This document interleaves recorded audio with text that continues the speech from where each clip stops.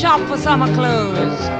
Think pink, think pink if you want that kelp that shows. Red is dead, blue is through, green's obscene, brown's taboo, and there is not the slightest excuse for plum abuse or chartreuse. Think pink. But then, move on past that. Why is it that some kids will end up with depression? Because the family life's not given them this, and they have not been able to get that good peer-to-peer social connection as well. So then they kind of go, I don't fit with the family, I don't fit with my peers or in the community, I'm really disconnected now, so then I become depressed. Okay, so adolescence is full of things like I'm different, I don't belong, right? All of those things. So why is that really important? Because remember I talk about in the life cycles, we get to the point where we get to the end of our third development cycle and we go, I'm just going to be this thing. And when I'm this thing, then everybody will think I'm awesome. So you can pull yourself up by the bootstraps coming out of that, mediocre adolescence, coming off the back of a reasonably disconnected family life in your primary years. And you just decide, I'm just going to prove myself by being this, thing, whatever, insert big whoopee word here. Or your feelings of wanting, being rejected by your family, and if you're not able to connect with your peers, you'll often line up on one side or the other. I want to really please my family, so then I'll go on and I'll be whatever it is the family want me to be, right? And I need to be this perfect human being. And just be aware, you'll all slot yourself into different parts along this continuum, right? Because it's not a whole segmented, but this is a continuum of how we look at life. So why is it important? Because when we get into depressed space, depression is very much shame-based, okay? Anxiety, very much fear-based. Depression is looking back going, oh, if only this didn't happen, if only that didn't happen. Anxiety is looking to the future, going, what if this happens, what if that happens, okay? Very clear distinctions about what the difference between depression and anxiety actually is. All right, so why is that important? Because in all of our future connections that we make, friendships, intimate relationships, family connections, our ability to get secure connections with other people has an awful lot to do with how we were raised. So if you were raised in a family in which your connection to your parents was what I would call enmeshed, so you have, and this happens in a lot of cultures, like European cultures and stuff, where the expectations placed on children by their parents are huge. Their obligations to their parents in terms of making sure they get a really good outcome, their education, the parents have invested all this time and energy into them and the child owes them. Does that make sense? So that emotional responsibility, the child actually has almost to give to the parent what the parent wants.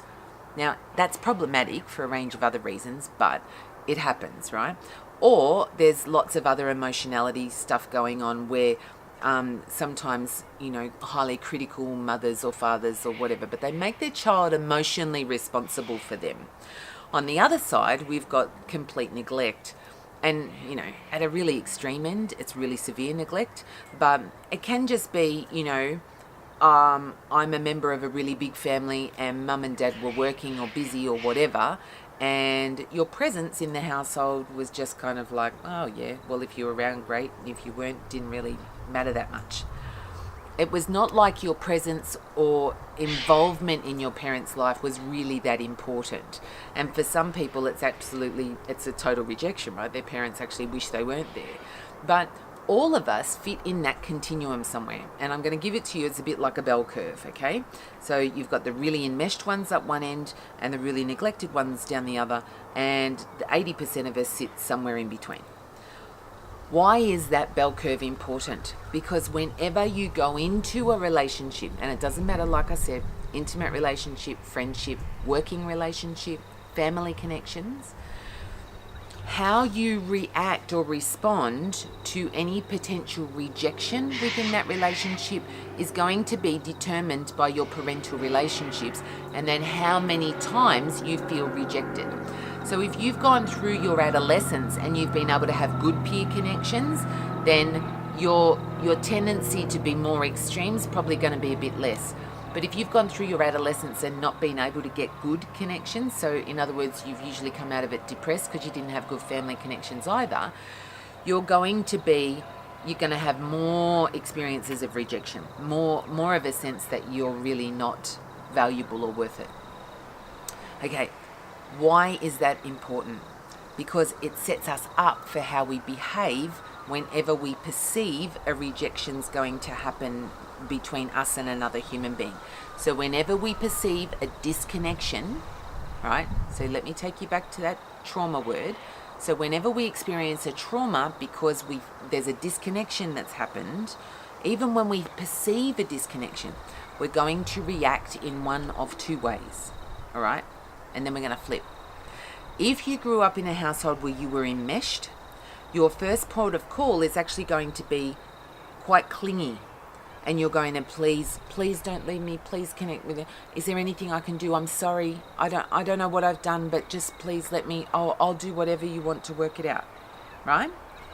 On the total other side is a sense of absolute protector rejection. It's kind of like, all right, you don't want to hang out with me? Fine, rack off.